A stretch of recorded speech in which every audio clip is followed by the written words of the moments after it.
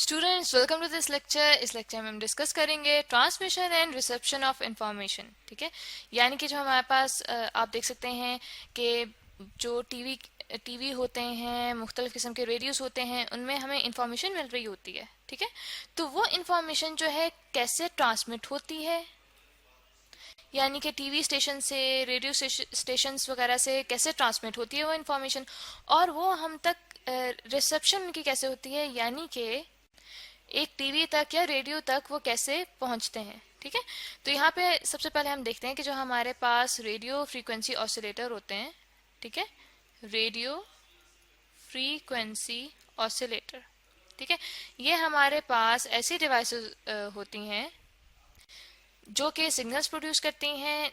तो ये प्रोड्यूस करती हैं हमारे पास एसी सिग्नल्स को। ठीक है, यहाँ पे हम लिख लेते हैं कि ये ऑल्टरनेटिंग करंट सिग्नल्स जो हैं वो ये ऑसिलेटर्स प्रोड्यूस करते हैं। ठीक है, और ये जो सिग्नल्स हमारे पास प्रोड्यूस होते हैं, इनका जो एम्पलीट्यूड होता है वो कांस्टेंट होता है। तो कांस्टेंट को मैं यहाँ पे स्मॉल करके लिखूंगी CNSTT।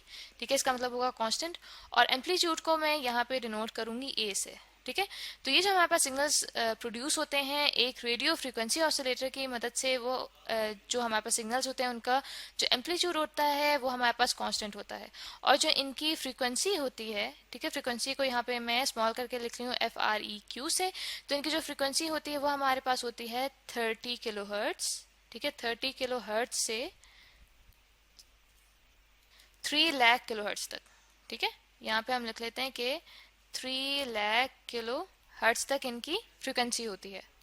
और जब इस तरह के ही रेडियो फ्रीक्वेंसी ऑसिलेटर को, जिसको यहाँ पे मैं लिख रही हूँ RF, ठीक है, ये जो रेडियो फ्रीक्वेंसी है उसे यहाँ पे मैं RF से डिनोट कर रही हूँ। तो जो हमारे पास रेडियो फ्रीक्वेंसी ऑसिलेटर है, इसे जब हम एंटीना के साथ ज्वाइन कर देते हैं, ठीक है, प्लस एंटीना, एंटीना आपने देखा होगा जैसे घरों की छतों पे लगे हुए होते हैं एंटीनास। ठीक है, वो होते हैं रिसीव करने के लिए।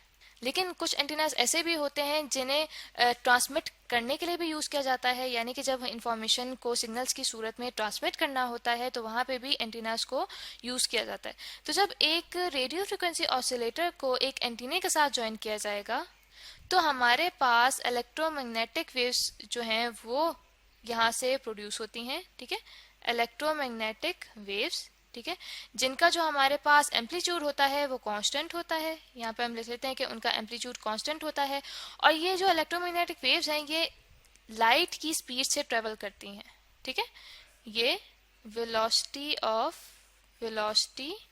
ऑफ लाइट से ट्रेवल करती हैं, यानी कि इनकी जो स्पीड होती है वो होती है 3 × 10⁸ मीटर पर सेकेंड। ठीक है, जो कि हमारे पास स्पीड ऑफ लाइट होती है। तो स्टूडेंट्स यहाँ पे तो हमने ब्रीफली अभी डिस्कस किया है कि हमारे पास मेनली जो ऑसिलेटर होता है वो यूज होता है इन सिग्नल्स को क्रिएट करने के लिए, लेकिन ये इंफॉर्मेशन किस सूरत में होती है, फिर उसको कन्वर्ट कैसे किया जाता है, ठीक है, और वो क्या हमारे पास तरीकाकार होता है, तो उसे हम अभी डिस्कस करेंगे। ठीक है, जो हमारे पास इंफॉर्मेशन की फॉर्म्स होती हैं, वो हमारे पास होती हैं, कोड्स होते हैं। ठीक है, इसी तरह से हमारे पास कंप्यूटर पल्सेस होती हैं। ठीक है, कंप्यूटर पल्सेस हमारे पास कंप्यूटर की मदद से इंफॉर्मेशन सिग्नल्स होते हैं जिन्हें कंप्यूटर पल्सेस कहा जाता है। ठीक है, इसी तरह से साउंड वेव्स की फॉर्म में भी हमारे पास जो इंफॉर्मेशन होती है वो ट्रेवल करती है, या फिर टेलीमेट्रिक डाटा होता है। टेलीमेट्रिक डाटा हमारे पास इस तरह मेथड होता है इंफॉर्मेशन को ट्रेवल करवाने का जो कि बहुत दूर तक डाटा ट्रेवल कर सकता है। ठीक है, और ऐसे डाटा को कहा जाता है टेलीमेट्रिक, और ये हमारे पास वायरलेस जो है मेथड होता है जिसके थ्रू इंफॉर्मेशन को कन्वे किया जाता है। तो स्टूडेंट्स ये तो हमारे पास इंफॉर्मेशन की फॉर्म्स आ गई। ठीक है, कि जो डिफरेंट हमारे पास फॉर्म्स होते हैं इंफॉर्मेशन की। अब हम वो मेथड देखते हैं कि जिसमें इंफॉर्मेशन को कन्वर्ट किया जाता है। सबसे पहले देखें, हमारे पास इंफॉर्मेशन है, इसको ट्रांसलेट किया जाता है सिग्नल्स में। ठीक है, ट्रांसलेट किया जाता है इसको इलेक्ट्रिकल सिग्नल्स में। यहाँ पे हम लिख लेते हैं कि इलेक्ट्रिकल सिग्नल्स में ये इंफॉर्मेशन जो है वो ट्रांसलेट की जाती है। ठीक है, और किन डिवाइसेस की मदद से ट्रांसलेट की जाती है, ये ट्रांसलेट की जाती है ट्रांसड्यूसर्स की मदद से। ठीक है, ट्रांसड्यूसर्स ट्रांसड्यूसर्स, ठीक है। ट्रांसड्यूसर्स हमारे पास ऐसी डिवाइसेस होती हैं जो कि एक फॉर्म ऑफ एनर्जी को दूसरी फॉर्म ऑफ एनर्जी में कन्वर्ट करती हैं। तो यहाँ पे ट्रांसड्यूसर्स क्या करेंगे कि वो इंफॉर्मेशन को इलेक्ट्रिकल सिग्नल्स में कन्वर्ट करने में हेल्प आउट करते हैं। फिर जब हमारे पास ये इलेक्ट्रिकल सिग्नल्स आ जाते हैं, ठीक है, इंफॉर्मेशन जो हमारे पास आ जाती है, अब उसको एक खास शक्ल में लाना है। अब उसको एक खास शक्ल में लाने का तरीका क्या है कि उसे एम्पलीफाई किया जाता है, ठीक है, एम्पलीफाई किया जाता है कि जिस तरह के हमें सिग्नल्स रिक्वायर्ड हैं। अब उसको एम्पलीफाई करने के लिए इस इंफॉर्मेशन को सुपर इम्पोज किया जाता है, सुपर इम्पोज किया जाता है रेडियो फ्रिक्वेंसी वेव्स पे, ठीक है, रेडियो फ्रिक्वेंसी वेव्स पे उन्हें सुपर इम्पोज किया जाता है।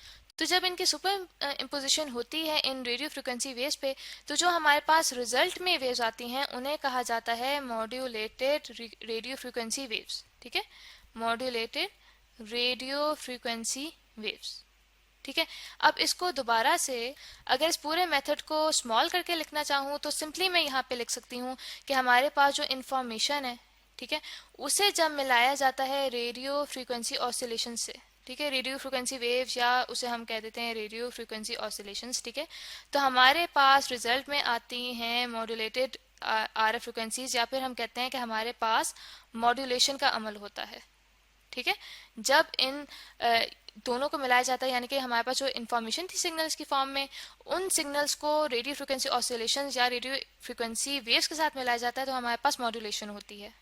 और इस मॉड्यूलेशन की वजह से हमारे पास एक ख़ास फॉर्म में वेव्स वसूल होती हैं रेडियोस की तरफ, मुख्तलिफ वायरलेस फ़ोन्स होते हैं उनकी तरफ ही रिसीव होती हैं, ठीक है।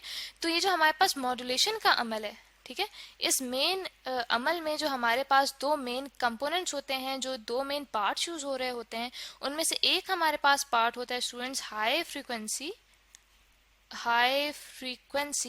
रेडियो फ्रीक्वेंसी वेव्स, ठीक है।